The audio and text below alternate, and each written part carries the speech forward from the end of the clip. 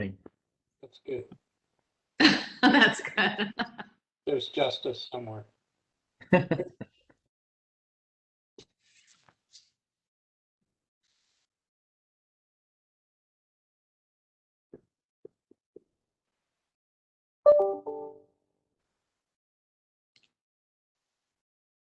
All right, good morning, and let's get started.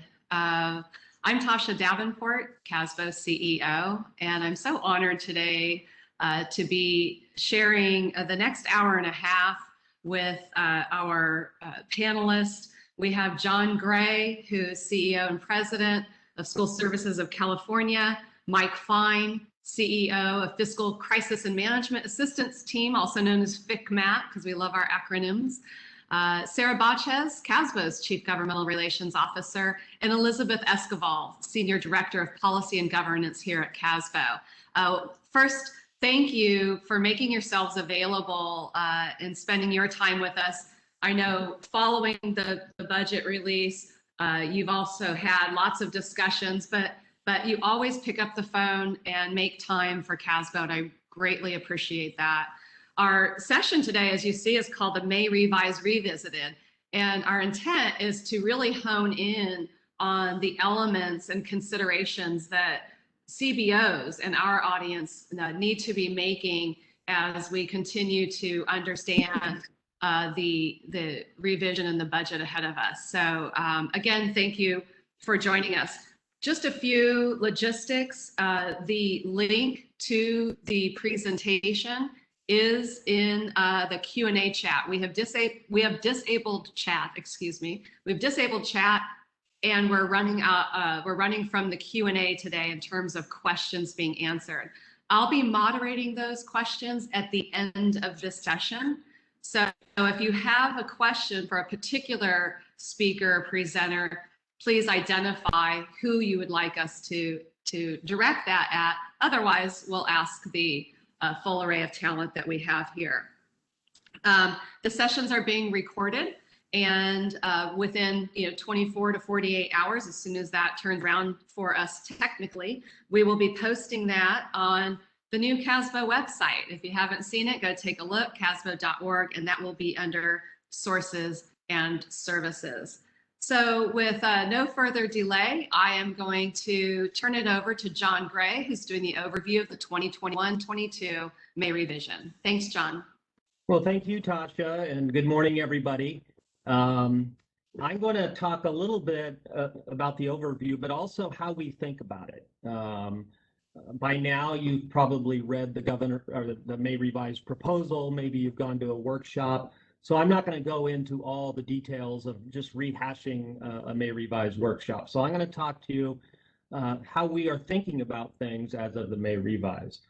So yesterday I got to spend all day until 7 o'clock at night in a fact finding with CTA, and the CTA presenter started off by saying, John Gray in School Services is going to tell you that this isn't the best budget ever. Wrong, right?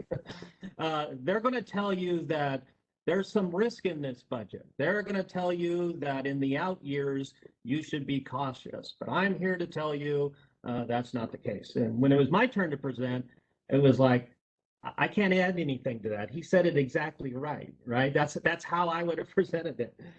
The point being, this is good. Let me just say it's good, but there are all kinds of cautions out there that I think you need to be aware of. So let's talk about the good first. As you saw, and Sarah, if you got on here earlier, talked about the mega COLA adding 1% to the compounded COLA as recognition of the unemployment insurance. So first off, the mega COLA being applied to the local control funding formula, we think is very, very positive. That's very good. We wish it was also applied to everything else, but it's not. Special ed gets the compounded COLA of 4.05, which is good. Typically, they've just gotten the statutory COLA in the past, so there was recognition that special ed, needed a bump also. But everything else is going to have a 1.7% statutory COLA. And I'm here to tell you your costs are going to go up faster than that. the built-in costs that you already have. So overall, his proposal on the LCFF, we're pleased with, and it's ongoing money. One component that we're still analyzing and aren't as thrilled about is the augmentation that he has proposed for the concentration grant. Now, at the beginning of the LCFF, in my opinion, the ed community was a little bit split. There were districts that were going to do very well under the new formula, other districts that weren't going to do as well. But upon full implementation of the LCFF, I saw everybody kind of come back together with the recognition that the base grant is where all new money should go. And this proposal is to target money to the concentration grant. And so recall that free and reduced price meal, EL, foster youth, traditionally underserved children, yes, I'm in full agreement. Those kids should get more, but they're leaving out about 750,000 kids that meet those categories, but just don't happen to be sitting in a concentration district. The other thing that's concerning is some of the strings that appear to be tied to this money. One of the beautiful things about the LCFF is it relied on subsidiarity, local control. I'm a big believer in that, and this appears to be a step away from that. So overall on the LCFF, we're really pleased on the amount of funding going in, including the 1.1 billion for the concentration grant. We're glad it's going into the LCFF. We'd like to see it distributed a little differently, maybe to the supplemental grant or to the base grant, because at the end of the day, we have a lot of kids that aren't going to be served by those extra dollars. The other thing I wanted to talk to you about in our overview is there's a lot of one-time money coming at you, and it's coming very fast, and it has deadlines, and some have strict rules, some not so much. I have to believe this is going to be one of your most challenging years. I'm assuming most people on today are in the business office. A lot of high expectations for reopening schools, a lot of one-time money that you're going to have to figure out rather quickly, and just a lot of chaos. Forget about the operational concerns that you have to deal with. And the other thing you're going to have to deal with, in my opinion, is extra optimism by your stakeholders who are just reading the newspapers or listening to your bargaining units thinking public education has been saved.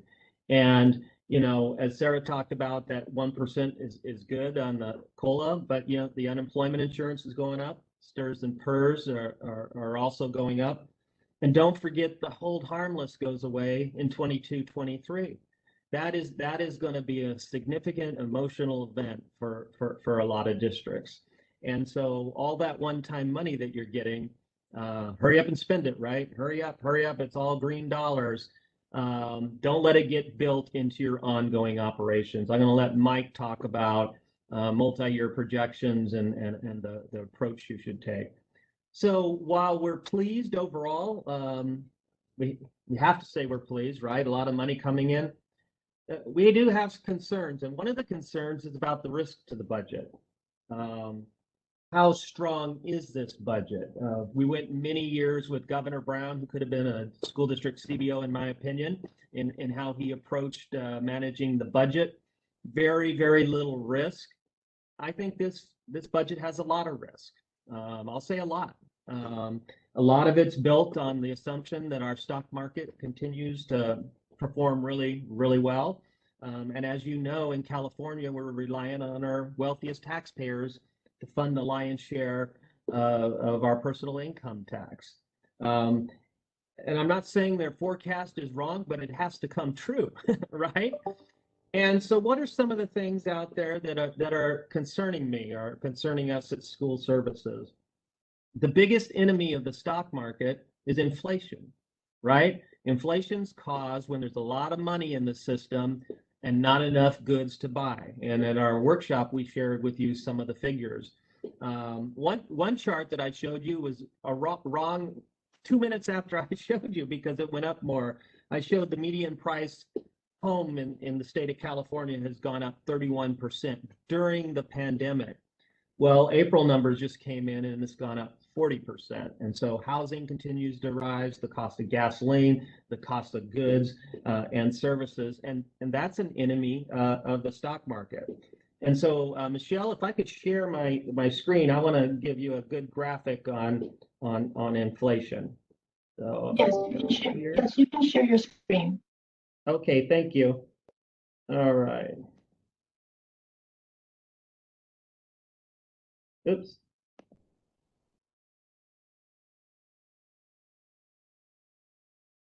Okay, so this is a good chart on inflation. If you look at those prices at the top, you can see pineapple juice 99 cents.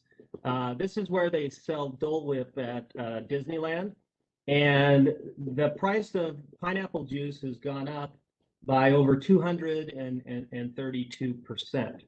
And so the reason I chose this one for inflation is I was asked to give a plug for Tina Douglas's and Eric Dill's podcast. And so that's Eric Dill working at the Dole Whip Center. And look at that incredulous look on his face. Somebody must have said, I'll have an orange juice. No, we serve pineapple juice. All right, that was supposed to be funny, but I wanted to plug those podcasts because those are something that you should become a regular listener of, because they will keep you informed on what's happening with the budget and all the various issues in school finance. Now I'm going to share another one, and this one's not Eric Dill. Look at all that hair. Can you believe that? I can't believe that. So, all right, let me go to, all right. Okay, I'm going to, all right, Michelle, I'm all over the place here. Okay. Well, I have another chart I was going to show you, but I'm not going to show you. This recession we just had is the wildest, wackiest thing I've ever seen. All the normal economic indicators are not behaving like they have done in every recession that we've had. After every recession, we typically see a dramatic drop in the stock market. We didn't see that. We saw, in fact, that it grew significantly. But all the economic indicators that we're seeing out there do have us concerned about this budget. So that brings us to the last topic before I hand it off to Sarah and Elizabeth, is the issue of the GAN limit. In January, we had a cartoon with Linda Ronstadt and Jerry Brown and Paul Gann about the GAN limit. And it had only been enacted one time. Well, it appears that we're going to exceed the state's appropriation limit in this budget. And as you know, half goes to education, half goes to refunding the taxpayers. And so that's what we're looking at for next year. But the LAO just completed its analysis on the out years, their outlook on the out years, and they think the GAN limit can be in play for multiple years. And quite frankly, their analysis of the governor's May revised proposal, they are saying right now with the revenue projections that are currently the governor's projections, they see deficits in the out years because of all this one-time and ongoing spending that are in this budget. And in fact, they think the GAN limit could be in place for a few years, and we could be in a situation, because it's based on revenues, it doesn't have an expenditure component, we could actually have the GAN limit enacted where the state would have to refund dollars to the public, where we might not even be in a surplus, we could actually be in a deficit. So overall, I think you should be pleased with the May revise. Doesn't sound like it after I've been talking, right? But it's going to be challenging. You have high expectations from your stakeholders. You have a lot of one-time money coming your way, and you know, some of the calls we are getting in our office kind of concerned us. You know, how do I hide money, or how does it look like I'm spending money? Be very thoughtful with how you're spending that money, but educating your stakeholders that, you know, this is a good May revise. We should be happy with it, but there are cautions. And finally, I'll say, and that's why you need to stay on and listen to Sarah and Elizabeth on this. What happens now between the May revise and budget adoption is going to be wildly important. Recall Governor Brown, what we got in May, we got at the end of the day when we got the final budget. Governor Newsom has already shown, as last year, we could see dramatic changes. And when you throw in that recall, I found out the formula. If you want more money put into public education, have to have a recall every year, right? A lot of critics are saying some of this spending that's pretty much covers everything could be in response to that too. So staying tuned, staying informed between now and June is probably going to be more important than it's ever been. And so with that, that's sort of an overview. And I'm happy to take questions at the end along with the rest of the panel. And so with that, I'll turn it over to, I think you, Sarah, and then Elizabeth. Perfect. Thank you so much, John. Good morning. I will give you a quick overview of CASBO's position. The Legislative Committee and the officers met last week, and we were able to develop our talking points and our strategy as we assess the May revision.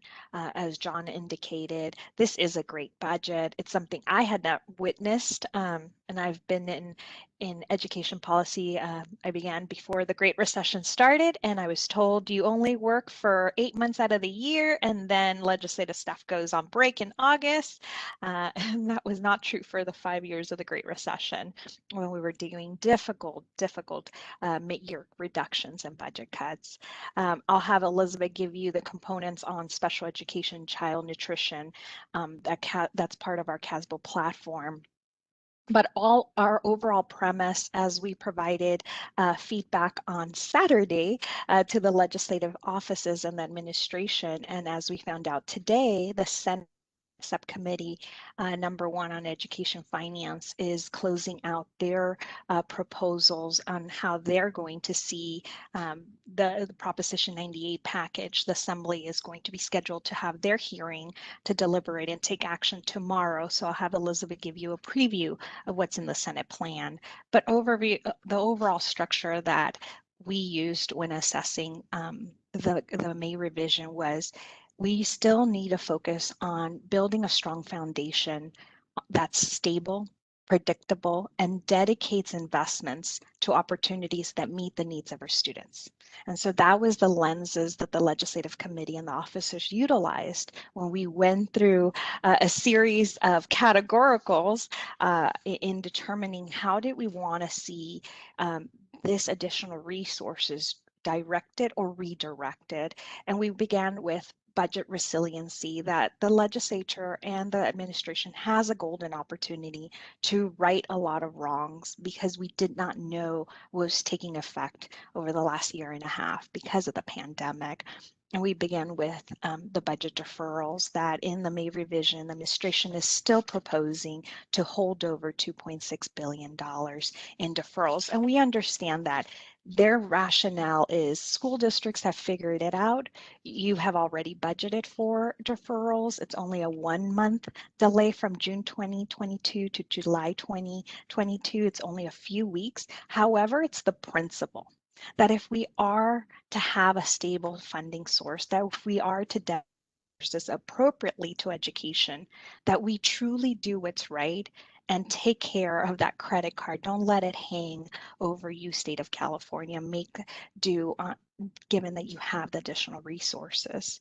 We also, as John mentioned, pensions was not addressed, and yet we see the rate going up for next year and in the out years. We have an outstanding obligation that won't be repaid or won't be addressed until 2046.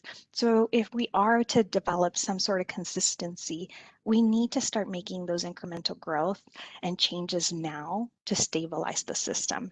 And something that came out of the conversations as we looked at the $3 billion in educator pipeline and recruitment and retention, something that Eric Dill and many of our other legislative committee members mentioned was, it's not creating these pipeline programs that are the problem of why we're not seeing recruitment and why we're not retaining staff.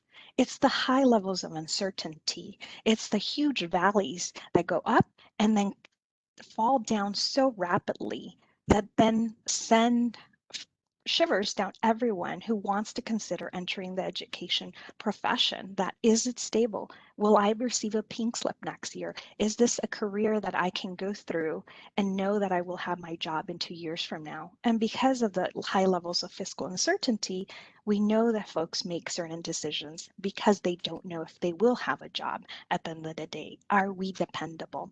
Can we provide that level of security to our employees? And so how do we begin to really get a hold of, if we want to have this long-term vision of setting up the pipeline and stabilizing education, can we redirect some of these resources to really tie it back to core programs? And if we can't focus on those core programs, then we're really not stabilizing the foundation we're trying to build upon. And then on the unemployment insurance issue, we were able to meet with the Department of Finance, with the representatives of the Employment Development Department. Mike Fine was on that call. And our goal was really to push back on EDD and stress the importance that they are not following protocols. They have not been allowing LEAs to verify claims. They have not allowed you opportunities. So we're really proud that as part of the Education Coalition, we were able to include a statement in our Education Coalition letter last night as part of management, labor, and PTA that we do want to see some accountability with that department, that we want to make sure that they're following protocols, and that 10 to 11 week turnaround to respond back to your request is not sufficient time, and it's not right, and that's really adding to the liability and making the problem that much larger. And then on the LCFF issue, before I turned it to Elizabeth, what we've indicated, and we've joined other management groups, is let's not move away from the intentions of the local control funding formula. If we are to focus on improving the services for our unduplicated count students, our English learners, foster youth, homeless students, and low income, then let's provide the resources and redistribute them accordingly to that specific population. But to use the threshold and only focus on concentration grants is inequitable and just further creates disruptions in the system of haves and have-nots. With that, I'll turn it over to Elizabeth to wrap up the other key items before she gives us a preview of what's in the Senate budget proposal. Great, thank you, Sarah. So CASBO has just been prioritizing special education funding for a long time now, and it has been one of our core principles when it comes to advocacy. And so having Governor Newsom come in, I think we started to finally see an investment in special education. So we've been very pretty supportive of the proposals that have been coming from him. And this year we are supporting the governor's proposal with some modifications. What we wanted to see, or what we want to see, is the parity between special education students and the general education. So right now, special education is only receiving the 4.07 compounded COLA. We wanted to see that same parity of the mega COLA 5.07. So we were asking for that increase. The governor also has a $300 million ongoing grant funding for the special education preschool early intervention grant program. Right now, there are a couple of changes that we're seeing when it comes to special education, and part of it is trying to figure out, are there different ways, or is there a different avenue to see what special education funding can look like? And so 2 years ago, the governor decided to direct West Ed to do a study and figure out what other options do we have so that we can really improve our special education funding in California. We're expected to see a report come July from West Ed to see what those options look like. And so right now, I think for us, instead of creating a new ongoing program specifically targeted for preschool, toddlers, and infants, these are $300 million ongoing, we would rather see those $300 million be redirected to the existing AB 602 formula so that everyone can benefit from it. So it'll increase the base grant. And then wait to see what are the options, what is this new funding formula going to look like, and figure out, okay, how can we invest in a new special education funding formula? So we'd rather see the $300 million be redirected for the purposes until we find out what this new study is going to look like and what a possible new funding formula will look like. The third piece that we are requesting is one-time funding that we're getting on the federal level for the federal COVID-19 relief funding, specifically to create a special education fund, a COVID-19 special education fund. And this is really to help mitigate some of these dispute resolutions that we'd be seeing. So this is in support of AB 967 by Assemblymember Frazier. It has a lot of great support. It's been going through the legislative process with unanimous bipartisan support. Now what we really want to see is these one-time federal dollars be redirected to this bill for those purposes. Nutrition has also been a big topic of conversation. We know that school meals has gotten a lot of attention, especially during this pandemic.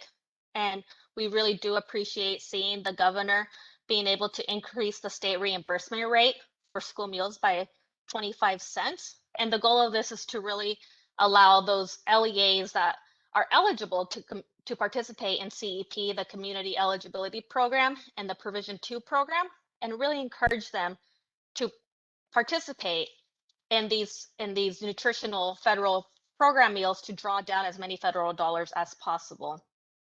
We also support the $100 million in one-time investment for the school kitchen infrastructure upgrades, but we know that we're going to need more money if we really want to be able to take advantage of these one-time dollars. Here is a great opportunity for us to invest in infrastructure for our kitchen to really help support nutritious school meals.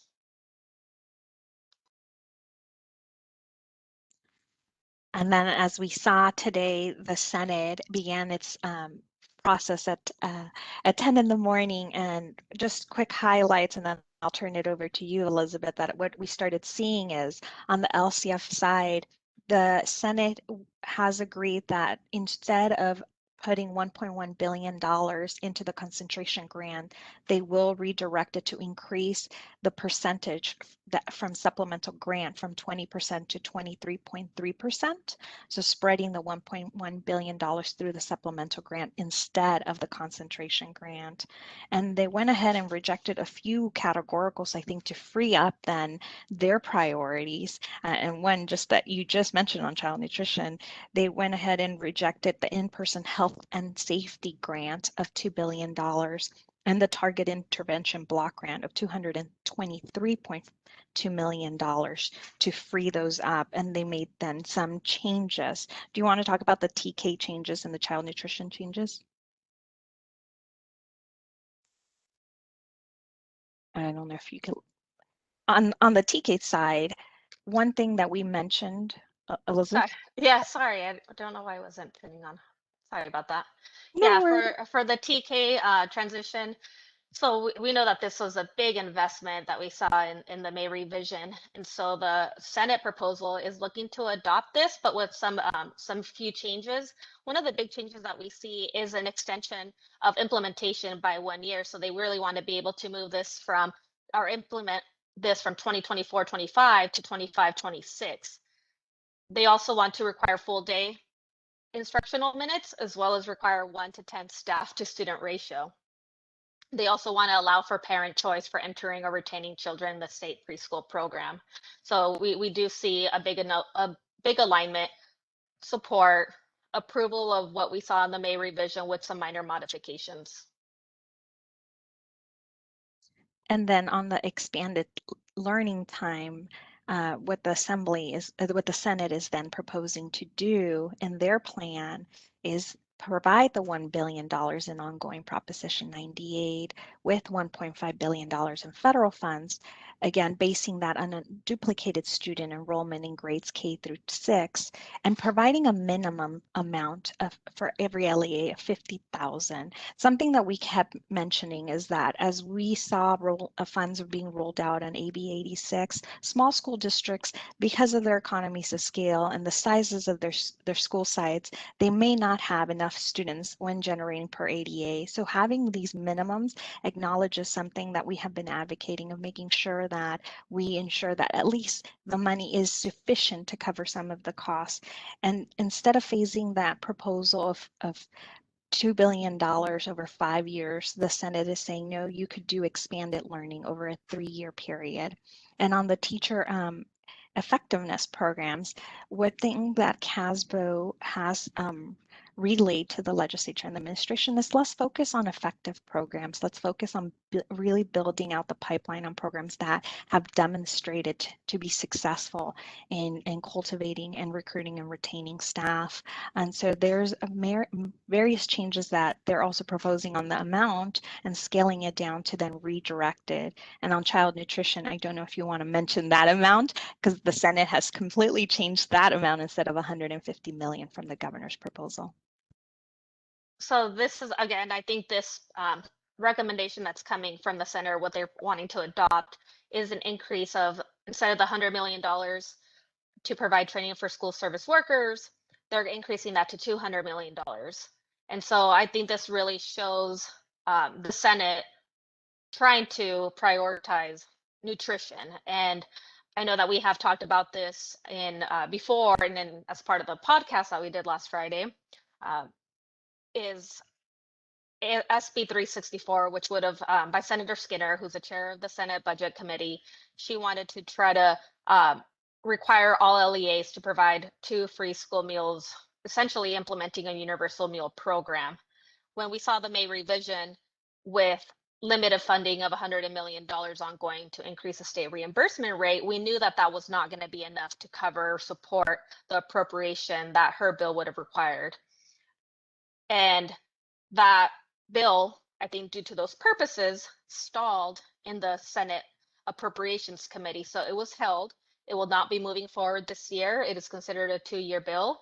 And the author's office has indicated they want to continue working to appropriate additional dollars for that. But what we do see in this, what the Senate Budget Committee is trying to adopt is increasing the funding. As I mentioned, from the May revision that appropriated $100 million in one-time funds to now $2 million. So we do see them trying to increase the funding to support school nutrition on that front. I did want to mention on the special education piece, I talked about what we were as CASBO wanting to support and the modifications that we wanted to see. What the Senate budget is looking at is keeping the COLA, the compounded COLA of 4.07. So we're not seeing them wanting to approve the mega COLA. So keeping it at the 4.07%. But when it comes to how it'll be distributed to all SELPAs, even those above the statewide rate. And so anything after that, after the new statewide rate, will be covered with the additional funding moving forward. The $300 million, we are seeing the Senate, this actually was a Senate budget proposal from 2 years ago. And so it comes as no surprise that we're continuing to see the support from the Senate to support this $300 million ongoing for the preschool grant program. There's a couple of modifications that are being made to what the May revision is proposing, but we do see that support sticking for those grant purposes. And I don't know if Sarah's gonna probably want to touch on this a little bit more, but as a nice surprise, we did see that they are recommending to pay down all of the deferrals. So we saw $2.6 billion that was going to be left. And seeing this comes as a nice, I don't know if it's a surprise or not. There's actually been a lot of conversations, and the Senate was asking, with all this one-time dollars, why are we not paying down the referrals? So I really do appreciate those conversations taking place during the budget committee hearings. I really appreciate that recognition and that acknowledgement that we need to pay down these deferrals, because we saw these deferrals come out of nowhere a year ago. And so if we have the funds to be able to pay them down, then why not? Yes, I was going to leave that great news that, again, advocacy does work. And so why we're letting you know all of this, again, it's the Senate has now put their footprint of where they want to land. The Assembly will then take action next week, tomorrow. And then next week, we see something called the Conference Committee, which is the Senate and the Assembly leaders who get appointed to the Conference Committee will deliberate. as I mentioned in the podcast, it's become a little bit more of a secretive process on how these final decisions get made with leadership. But yet the window to advocate and to continue to push is now we're getting towards that deadline, and the legislature has to approve a budget by June 15th. And so it's really important that if you want to see any of these proposals make it to the end, be supported by the second house, be supported by the administration, this is when we need to call on our legislators and let them know, do we agree with the modifications made by the Senate? Are we in alignment with just the administration's proposal, and do we want to see that through? And an area that as advocates, we held a meeting this morning that still needs a lot of discussion is what happens to distance learning and independent studies. Do we forge and create a new path for distance learning? Do we modify independent studies, or we allow folks to continue to operate in the current independent studies model and create something new in order to provide families and students with options? With that, I'll turn it now to Mike to give us his advice and how to reconcile all of this information. Well, thank you, Sarah. Good morning to everybody. It's always my pleasure to join with John and with the CASBO team to share some thoughts with you guys. I probably have kind of four themes to my thoughts. The first one is to echo much of what John and Sarah and Elizabeth have talked about with regard to just the nature of the budget in general. Lots of good in here, but there are also many misses, I think. And Sarah and John and Elizabeth all touched on some of those, but I will hit the highlights from my perspective. One is the remaining deferrals. You know, the decision to leave some deferrals out there by the administration is really driven by two things. One is balancing priorities. Do you pay down deferrals, or do you provide additional services? Because those dollars are the same dollars that you would use for both of those items. They're Prop 98 dollars. At the same time, the second element here is that they balance the remaining deferrals with the rainy day fund. It's not a coincidence, it's not by accident that the remaining deferrals are valued at $2.6 billion, and the deposit to the public school stabilization public school system stabilization counter, the rainy day fund for Prop 98, is also $2.6 billion. It's the same $2.6 billion in their thought process where they bring those two things together. But from my view, they need to be paid off. When you're in good times, you take care of those problems that you created.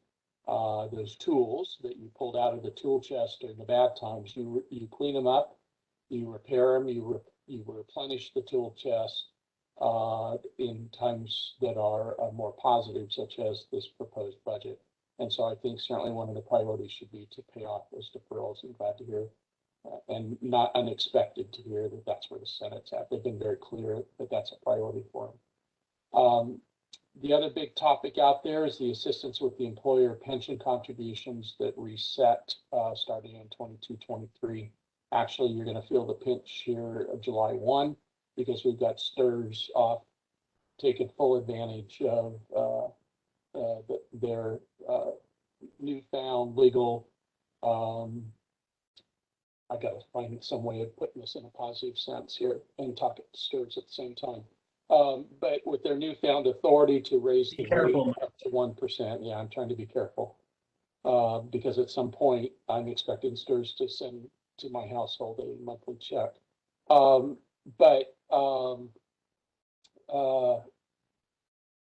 Balancing assistance for LEAs with those pensions against the 1% super COLA is really what the administration's idea here is, and in some respects they've taken the high road, and that is the original thinking around help for LEAs was to spend about $750,000, which would have cushioned about half of the increase in employer pension costs in 22-23. Instead, they replaced that with $520 million of recurring assistance, because that's what the 1% COLA is. And as you all appreciate, it's already been highlighted, that 1% COLA is not, super COLA is not applied to everything. It's wrong to think that our special ed staff don't have pension benefits as well. As a direct example, if the 1% is meant in part to soften employer contributions to pensions, then all of our staff should be funded. So the COLA, that super COLA, should be on everything. I think it's also important to be reminded, and this gets to the issue of stability that both John and Sarah raised, that 80% of this proposed Prop 98 budget is in one-time resources and 20% in recurring. So I'll speak to this later, but that puts a burden on local LEAs to ensure that you make good investments with that 80% to support your foundational programs going forward. Let's also, while we can pick apart lots of elements of the governor's proposal, let's remember this: he doesn't have a choice on whether he allocates out the Prop 98 money or not. Whatever the calculation is, the calculation is. Now, yes, he can manipulate the calculation in two ways. He can manipulate it on the revenue side by not forecasting as high as revenue, but that wouldn't serve all of their purposes on the 998 side, right? Including, if you really look at the total budget, he did not leave a topic untouched. To Sarah's point, maybe we should have a recall every year because that clearly benefits education. But the other way to manipulate it, obviously, is to manipulate 98 itself, and he didn't do that. Where he does have a choice, though, is how he appropriates the money. And he chose to implement numerous categorical programs and started us down this path away from LCFF, in my opinion, and that's dangerous territory. And I think Sarah and Elizabeth both alluded to this. Good, John. From our perspective, from my perspective, the lack of funding stability is one of the greatest threats to California's public education system. And I don't mean just this year. I mean, look at history, the ebb and flow, the peaks and the valleys create the most significant threat that we have. Sarah, I believe, is the one that mentioned it. You know, it puts us in an awkward position with our employees on maintaining competitive salaries. It puts us in an awkward position with our employees on maintaining employment, period. Who we hire, when we terminate, or when we separate or propose to separate and give them notice, all those things. We could avoid much of that activity if we could actually depend year by year on a strong foundational funding system. And then my last comment within this theme, which is the theme of this is a good budget, but there are some misses, is the Senate's thinking is sound. And we expected that. We didn't expect anything different from the, if you will, the senior members of the legislature. Hopefully their blueprint will influence the other two, as Sarah said, when we get to next week's highly private, behind the scenes sessions with the conference budget. So my theme number 2 here is, what do we do now? Just being practical for all of you CBOs and Director of Fiscal and other budget experts out there. So for your adopted budgets, probably you're ignoring most of the May revised. Probably the only thing you're likely to include is the COLA. And you do have a decision to make whether you include the 1% super COLA or not, given that it will be a subject of debate. I don't think the Senate took that on today, correct, Elizabeth? I have not read all of their stuff, and obviously we got onto this webinar just as they were starting to discuss it, but I don't think their plan includes eliminating the 1%. The Assembly, on the other hand, could find other uses for that money. That will become clear, though, in a matter of hours, right? If the Assembly doesn't object to the 1%, the Senate hasn't objected to the 1% super COLA, then you can probably have a much higher confidence level in including that in your adopted budget. But basically, everything else the governor's proposed, you're likely not to include in the adopted budget. You're going to save that for the 45-day revisions to see what programs and what the provisions of those programs are that were finally included in the state's enacted budget. And a 45-day revision is always highly recommended by FICMAT. It will be a must this year as I believe it was last year, because the May revise and the final budget could be very different. But let me also add some commentary here, which would say, I believe we will see amendments to the budget trailer bill that will actually require the 45-day revision.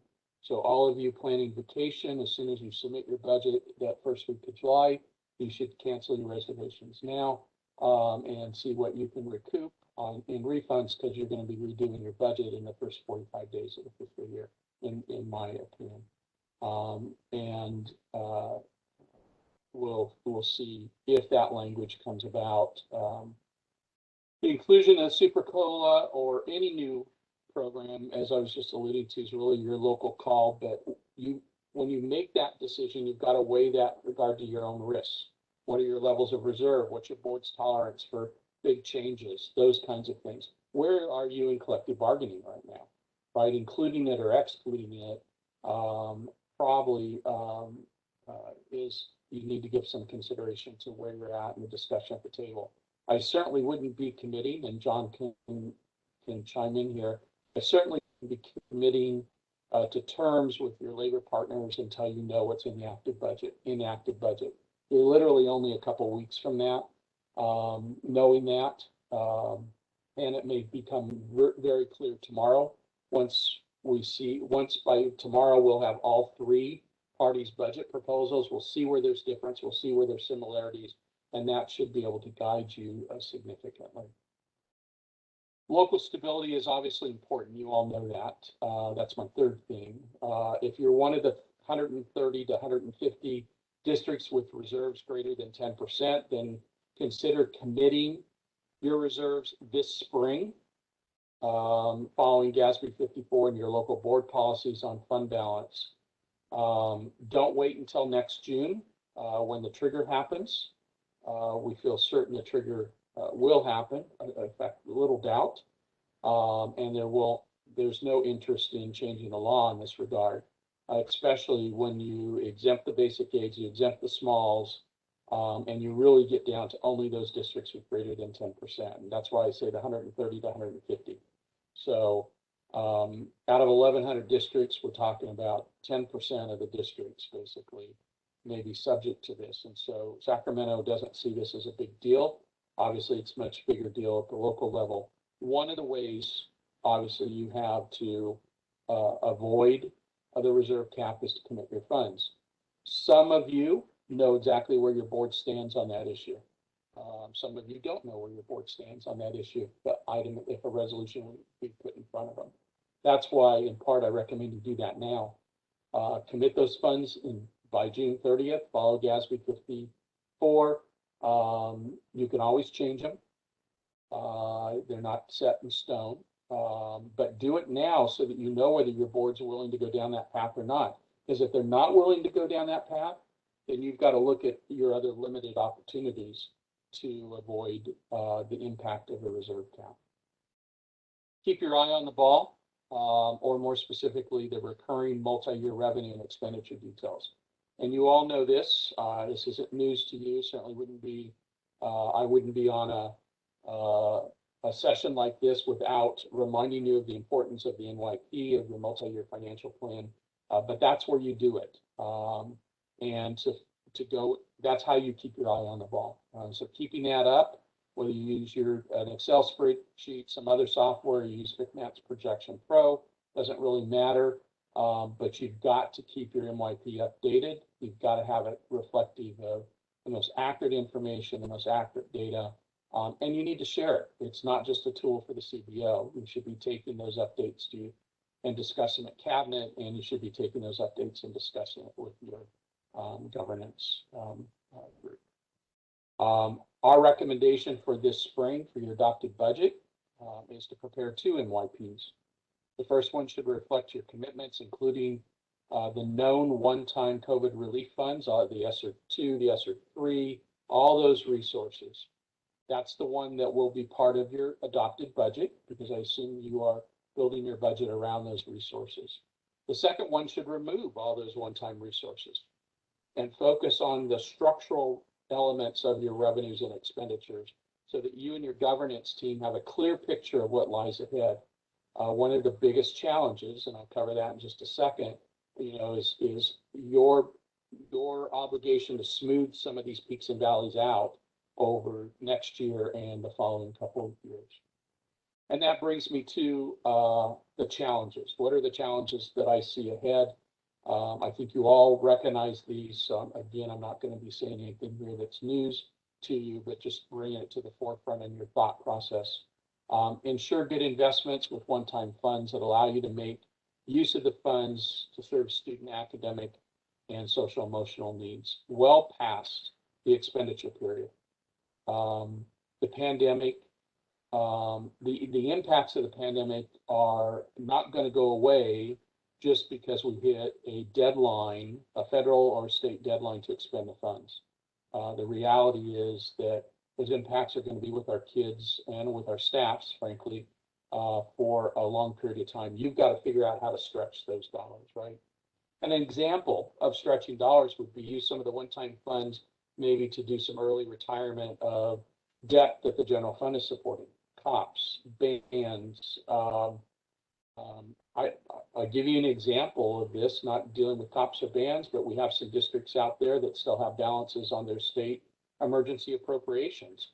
They're considering using some of this one-time money to accelerate their payments to the state and get rid of basically the oversight the remaining oversight that comes with their emergency loans. That will save them their annual payments to the state. So they're taking one-time money and converting it into an annual stream of resources. Now, it may be 3 years, it may be 4 years, it may be 5 years. It's certainly not into infinity here, right? Because they don't have that much left to pay on the loans. And the same would be true of a COPS or what have you. But don't look at all debt, only look at the debt that's supported by the general fund, because these are resources that otherwise would go to support the general fund, right? I'm not suggesting you prepay a GO bond. That doesn't make any, with these one-time dollars, that doesn't make any sense, right? Think about how you take that savings, and I put that in quotes because you're just prepaying an expense, you're accelerating that expense, right? Think about how you take those dollars, though, and convert the one-time nature, the deadline to expand or obligate into a future stream of resources, right? I said this already, John alluded to it, Sarah certainly alluded to it when she talked about stability in the budgeting process. Your obligation here is to smooth out these peaks and valleys. In your case, over a 3 or 5 year period, because that's what this budget kind of forecasts some resources for, and smooth those out so that it's not heavy in the first year, but it's more appropriate. That's some of the Senate's, frankly, thinking in even postponing UTK for full implementation for a year, right? It's not that they don't like it. It's just the practical issue of how much are we injecting into the system right now, and can you even handle it, right? Use your MYPs, as I've already mentioned, to monitor the trend closely about smoothing, and look for opportunities to spread the wealth over time. Manage your current and your out-year risk. John and Sarah both talked about risk. In this budget, it is your obligation to manage those risks and think about avoiding cliffs out in the future. And that's really the risk we're talking about. Pay close attention to expenditure deadlines, any restrictions on the uses, and maximize your resources over as many years as possible. I've said that already several times. And I think it's worth saying and repeating over several times. Bottom line, there's simply a lot of money being injected into the system. Probably too much, to be very honest with you, and your ability and all of our collective abilities to handle that then becomes a bit of a challenge, right? We've got in-person instruction to return to. That's going to take some effort, some additional planning. What is the new norm that we're going to be conducting that under? That's a big burden in the short term, right? And yet at the same time, we've got all these funds potentially flowing our way in the summer months, and figuring out how best to allocate those and spend those and make everybody happy. It's a lot at once. Like this year, and John alluded to this as well, certainly your most significant challenge in the budget year is to make good decisions with those funds. Stay focused on your mission. Use your LCAP as your guiding light with regard to your mission. Think long-term. Think foundational needs. How do you build up your foundational needs? Maintain clarity for yourselves and for your teams and your district. And to Sarah's earlier point, practice your message, because messaging here is going to be super, super important. So practice your message, be thoughtful in your message, make sure your entire team is on the same page with regard to the message. So Sarah, I'll turn it back to you after sharing those thoughts. And then one thing, good news or something I didn't expect, I put on the chat the link to the Senate budget. Sorry, last week was both budget and appropriations committee. We live in multiple hearings. The Senate budget agenda with all of their actions, and on page 7, the Senate is approving the governor's LCFF 5.07% COLA, and then on page 17, the Senate is amending the COLA that's being provided to all of the outside categoricals, including ACEs, and increasing the COLA to 4.05% instead of 1.07%. So, I mean, there's a lot to stay tuned, and if there's a lot that we can support, I say that every LEA, look at all of this, and we need to be very vocal in providing our perspective and our feedback of what would we want to see in the final budget, continuing with the theme of making sure that it's balanced. I'll turn it over to Tasha. All right, thank you all for your insight and that call to action to retain the long view while having the fire hose of sporadic funding pressed our way. So thank you for that call and reminder. Let's hit to some questions that we've had come in over the course. I'll call you out specifically if the folks have addressed your name. Otherwise, we'll open it up to the group. I'm going to start with John Gray. What's the likelihood that the dollars assigned to districts with the concentration grants get expanded to include supplemental grants? And if so, will the requirements change regarding class size, et cetera? That's an outstanding question that Sarah kind of talked about a little bit. And if you notice, my background changed. At school services, we're trying to save money, so we haven't been paying our internet bill. So I'm in Matt Phillips' office, and I want you all to know I can read his emails because I'm at his desk. And shame on a lot of you sending those snarky emails saying, "What happened to you, Matt? You look like hell." Ha ha ha ha ha. Actually, I probably look a little bit better than I did in my office because Matt's got a selfie light. Yeah, it's actually a little light to illuminate your face, and so I think there is hope for that. It really. The concentration grant, I think all 4 of us talked about that, and I think there's a high probability of that changing. I hope it changes, but I think Sarah and Elizabeth have their thumb on the pulse of what's happening over there, and so I'd like to hear from them also. So I'll go first. The Senate has really been I believe they really have been much more tempered in understanding. They have Assemblymember Laird, who's a former budget chair during the Great Recession. And so someone who has the history. Senator Skinner also was in the Assembly as the appropriations chair during the Great Recession and understands the challenges that education experienced. So seeing the actions that are taking place right now on the Senate's initial footprint, right? What they're putting down as where they want to go demonstrates that they are listening to us, that they are understanding that districts don't want to experience a situation where we can't use any of these resources and they go unspent. That's the last thing we need at a time when we have so much great need in terms of meeting your students and your staff. On the Assembly side, one thing the governor's budget recognizes is that there is a lot of friction and a lot of tension to create new categoricals. Many of the members that have been in the assembly are new. They were not here during the LCFF conversations when it was the adequate school funding formula discussion. So there's been a lot of anxiety of, are we really meeting the needs of students, and would a categorical appropriation equal better serving those students? And so those are the kinds of conversations that, as an association, as your advocates, we try to infuse your examples of what makes, and how do we make sure that we're consistent in our messaging. Elizabeth? I think along the message of what was said earlier, that advocacy works. It was very clear to us during the Senate budget hearings that the members we're seeing now, the three big members that make up all of Prop 98 funding decisions for the Senate, are listening to their communities. And a lot of the comments made by them were, this is what I'm hearing from my school districts. This is what I'm hearing from my communities.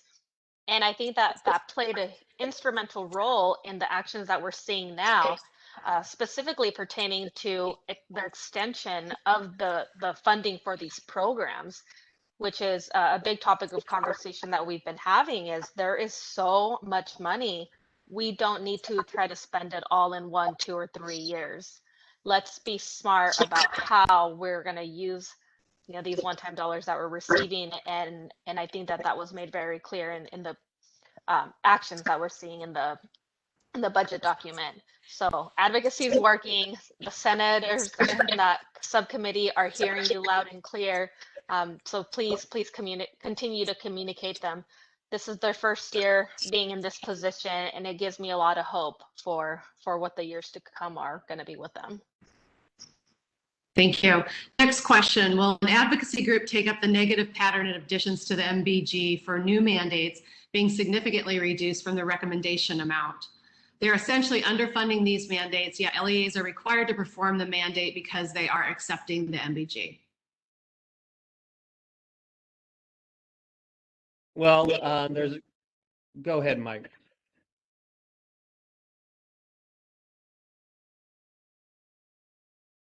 I wasn't giving in. Oh, well, EMC and Educated Mandated Cost Network is the one that advocated. For instance, we talked about it at our May revise, adding additional items to the block grant. And yes, you're right, they lowballed the number. There was an entire range and they picked the lowest one. That group is still actively meeting, actively lobbying on behalf of the fact that school districts are required to perform these mandates. I think the mandate block grant was a big improvement. However, I do have concerns that they're going to solve every mandate by adding a couple of pennies to it every year. And so I think the awareness needs to heighten on that. And so, when I think about my CASBO membership, when I was out in the district, the two big things that were important to me were staff development for a lot of my staff, but also the advocacy. And I think this is one of those things. When the mandate block grant came around, it might have been close to adequate, but if they keep lowballing it with these tiny little cost of living adjustments and lowballing the additional mandates, it won't be true funding of mandated costs. And so I think it's an important issue that we're on at school services, and I think CASBO is too. We've mentioned to finance, one of the mandates that we saw that was included in their trailer bill was the feminine hygiene products. And yet the increase, which LAO estimated at over $200 million, was not accounted for as part of that calculation. I think, again, this goes back to, if it is an issue, let us know and we'll bring it to your legislative committee. The more data and fiscal accountability we have, information on how much it actually is taking versus what you're receiving as part of the block grant, let us know. And we also have to tie it back that what we're doing is diluting direct educational instructional dollars to pay for these mandated costs. Thank you. Question coming in, if we already offer early transitional kindergarten, can the planning funding 21-22 be tapped into for school districts? Yes, I believe it's section 4 of the proposed trailer bill. That's not in TBL format yet from Ledge Council, but I believe it's section 4. I believe the funding is available to all LEAs based on 1920 kindergarten enrollment. So it doesn't include TK enrollment in the funding base, only kindergarten enrollment, if I recall correctly. There's no limitation or exclusion that I recall. It's available also to charters, all LEAs. Thanks, Mike. I'm not sure if any of our panelists have had a chance to look up the tracker that was posted there. We've been asked if someone can speak to the tax income tracker that is attached. Has anyone looked that up? I haven't looked at it in the last couple of days, but obviously with the delay, if the question is around what we think is going to happen in the last 3 months of the fiscal year, April, May, and June, because those months, the data from those months were not accounted for in the May revisor. They were estimated in the May revision. I think the administration would say they've accounted for them. It's just a question of what that tracker is showing here up to the end of May compared to what the administration estimated. These are critical months, especially more critical than normal because of the delay in the income tax filing, similar to what we had last year, delaying to July. July is already an important month, and then we made it more so last year. April is historically been a critical month. May now is that kind of is the proxy for April in part because of the delay. So if that's what the question is about, I haven't tracked it recently or paid attention to it the last couple of weeks. Yeah, same here. We've monitored that also, and we haven't looked at it in about a week leading up to our May revise. And what Mike says is exactly right. However, we were surprised that our wealthiest Californians continue to pay estimated taxes, and so we didn't have that big, oh my gosh, April's no one's gonna pay anything. Well, were paying their estimated taxes, and so while last year originally when they extended the tax deadline, we thought it was going to be a pretty significant impact, and I don't think it's going to be as big of an impact because of those estimated taxes. But as Mike said, April was always critical. Now it's May, and we got to wait till the end of May to find out. Thank you. From our good friend Vincent Konstakos, is anyone talking about the issue of the adequacy of the base grant versus the supplemental concentration grants? Base services have been eroded over the last 10 years. Yeah, not a sexy topic for anybody in Sacramento, Vince. But you do see the Senate in their proposal recognizing some of that by moving from an injection into the concentration grant, moving that to an injection to the supplemental grant instead, so that you're counting your English learners and children from low-income families and foster and homeless. You're counting from student number 1 as opposed to student number 55, if you will.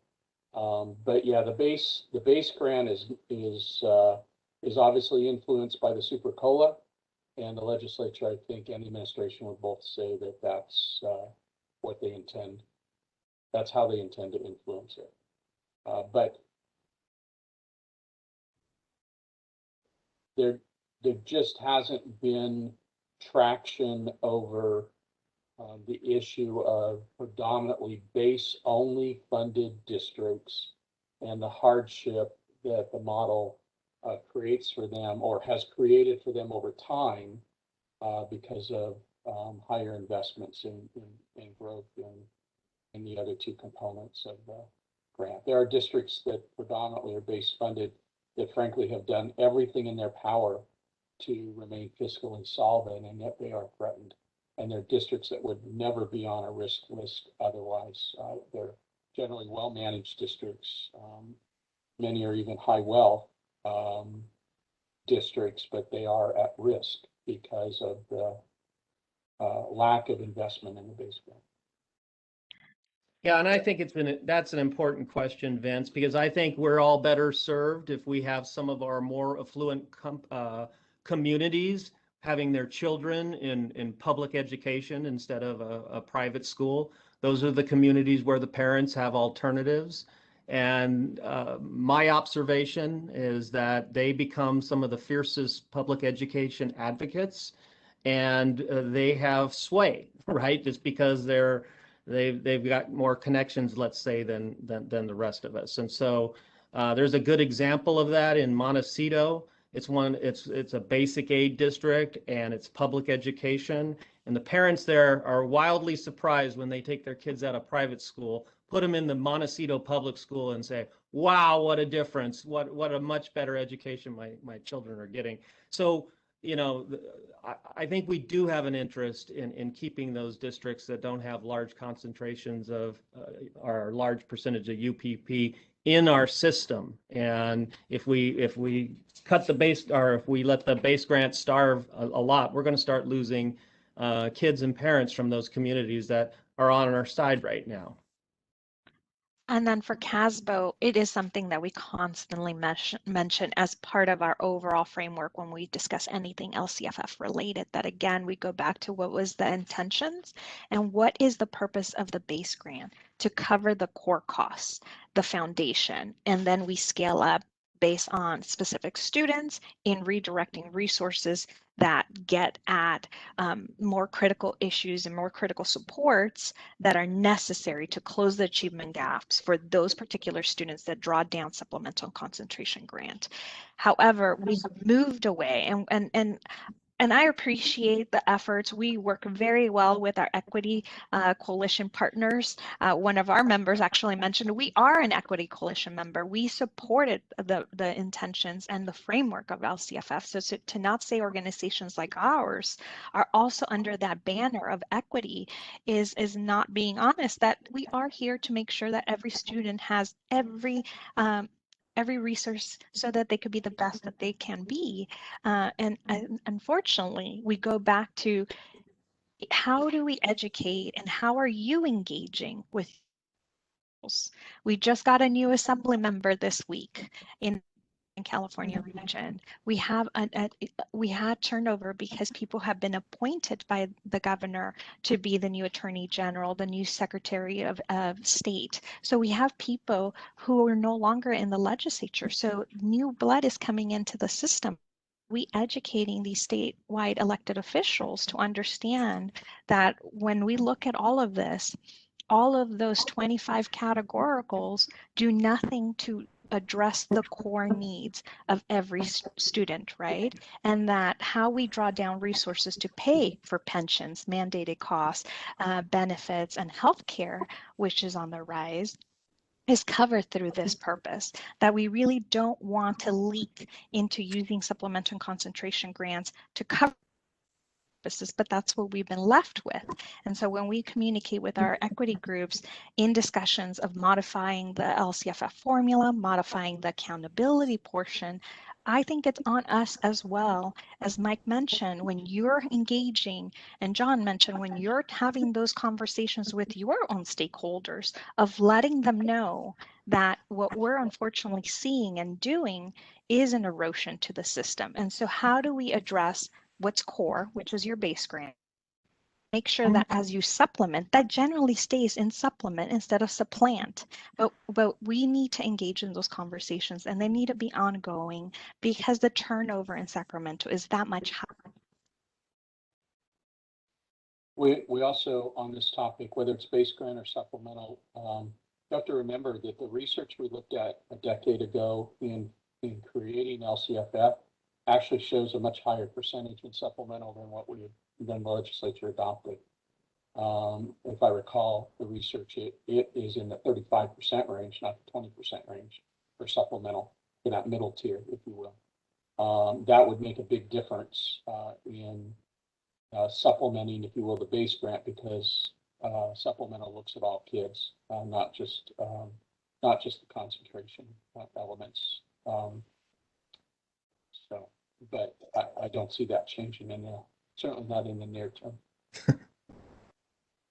Mike, I know this is a topic that you love to talk about, declining enrollment. John, I think I've heard you on it as well, but we have a question specific to the birth rate, 4% looking into, birth rate past year was 4%. In the 50s, most agencies prepared for the baby boom. Shouldn't we be similarly planning for the baby bust? So I know there's a lot to be said on declining enrollment, especially as we look at those multi-year projections beyond these one-time dollars and how to consider. Would love to hear your opinion on that.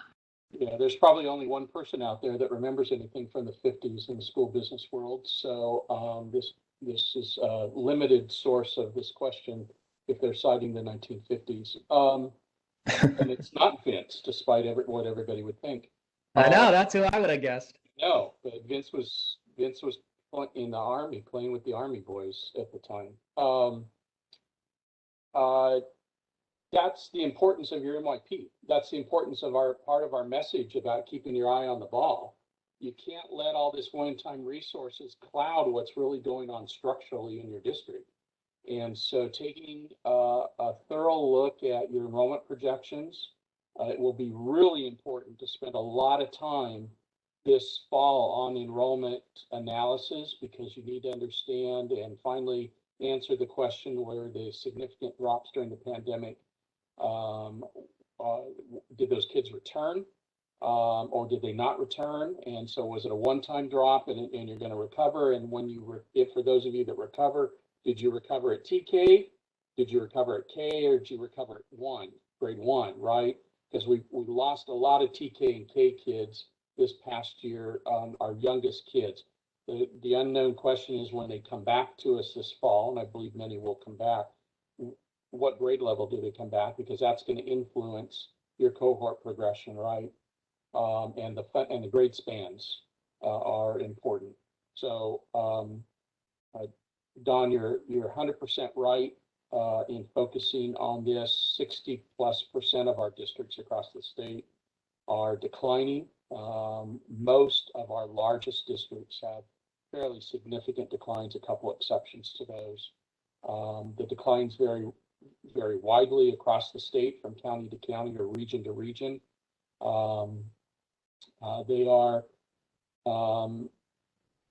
They will be influenced, at least in the short term, by the lessons learned during the pandemic of workplace and telecommuting options.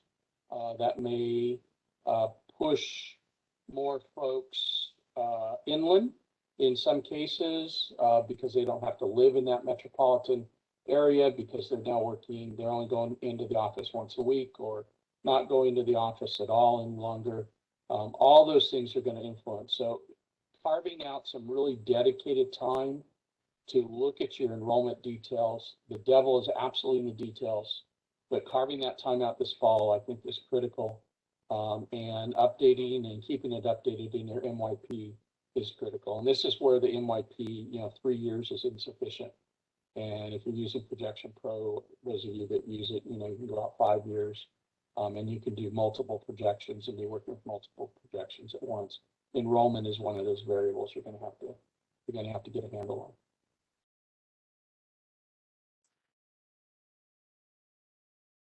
on. Thanks, Mike. So Tim Taylor, our friend over at the Small School Districts Association, is saying, over 200 LEAs are overcapped for this year, not getting funding to serve students. The intent was hold harmless, not ADA cap. How can we address districts not receiving and pay districts for their service? Well, my opinion, that subject has been dead for months. Those districts that forecasted growth and demonstrated that in their data, they were funded by the amendments that were made in SB 820 last summer. That was recognized, and a fairly reasonable formula, was put together to address that. I think there's some policy issues around that, obviously, that we could all debate. have a good conversation around, frankly, but those decisions were made from last August, and I don't see them changing, Tim. That growth, we call that the proxy ADA for 2021, will be recognized. The plan is to recognize it in 21-22. So the proxy ADA from 2021 for the growth districts, about 350 of them in total, I believe, roughly. That will become your prior year when you look at your grader of current year, prior year.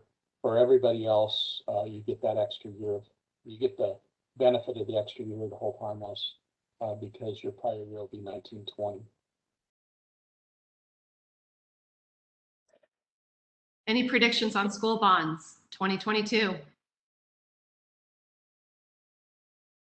Oh, I have every expectation that we'll see before the end of the session around Labor Day, we will see a final deal on bonds. I expect it's basically the same players as last time, so I expect it to look much like AB 48 did.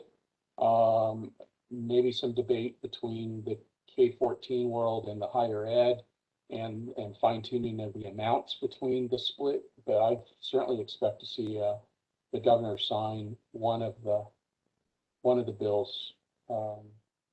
That's my expectation. And then it'll be left to the voters again to decide.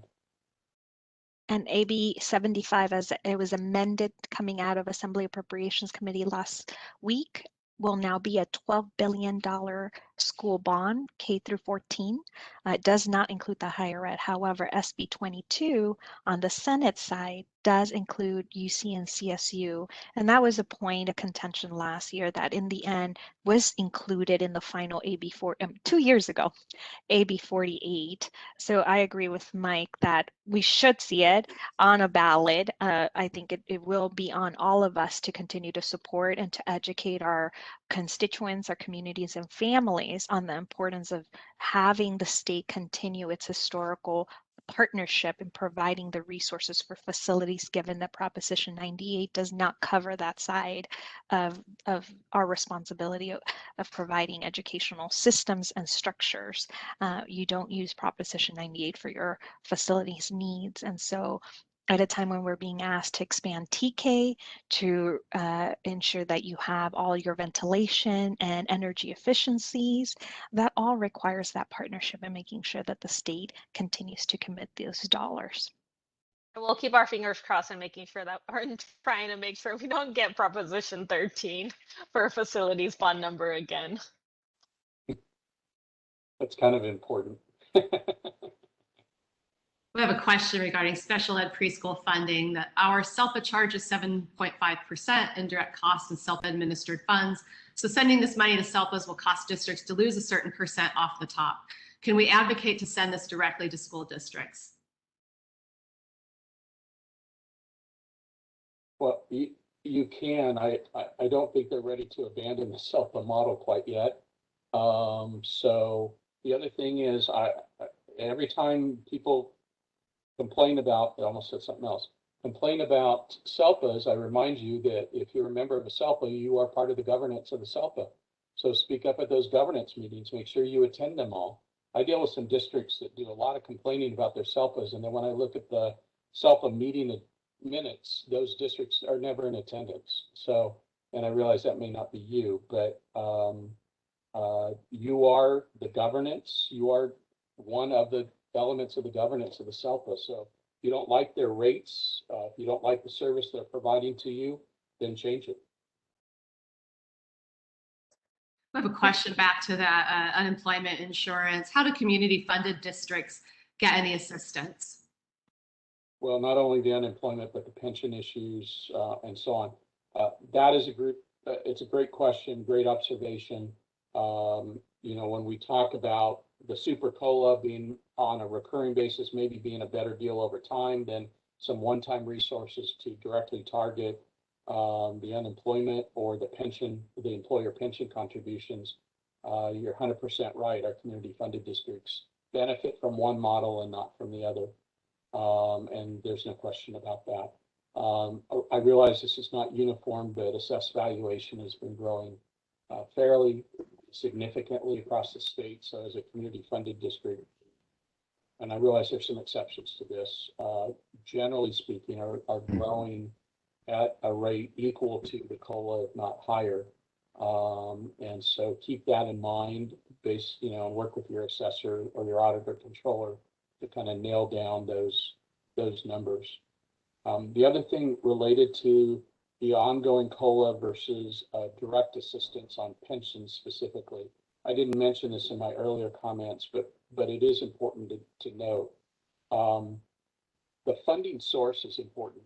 And so where the state may have money to spend, or the source of the money to spend becomes important. Historically, when the state has made contributions to the pension systems on behalf of LEAs, that's been non-98 money. And there are tremendous pressures on the non-98 side of the budget. Yes, would we accept a payment to PERS and STRS on behalf of employers from 98? Well, you're not going to say no to a proposal, but in fact, the purists out there would argue against that because that breaks the historical nature of that funding source. So while we look at Prop 98 as being having lots of resources and options this year, we historically have not used, the state has not used Prop 98 for the payments on behalf of LEAs. And so we knew this would always come down to ultimately what side of the non-98, 98 ledger had excess funds and whether that would go to pensions or not. Conversely, the deferral buy down is 98 money. And we do have, it would appear, plenty of that. And maybe to Robin, who is more up to date on the cash tracker, it looks like April is outpacing the governor's forecast, so there could easily be some resources there on that. So there's a philosophical debate on the source of funds for pension buy down that you have to consider as well. Not seeing any other questions, I want to just invite our audience. We've got just a couple minutes left of this talent and insight available to us today. So please post your questions. Otherwise, I will remind you that the session has been recorded. We'll have that posted on the CASBO website in short order. We also have referenced the podcast, CASBO Connect, which takes place in a very timely manner for all things school business operations with our members, Eric Dill and Tina Douglas. And so you can also see a deeper dive on the May revise there. And again, just a reminder that our WorkWise webinars are back up and running. There's so much to talk about in school business. We have charters session tomorrow. So again, you can find that under sources under the casbo.org site. First, before we leave, thank you again for our partnership with School Services and FCMAT for your knowledge, wisdom, and insight. We just thank you for your time. It's very helpful, great information today, certainly to our own CASBO team, and have a great day.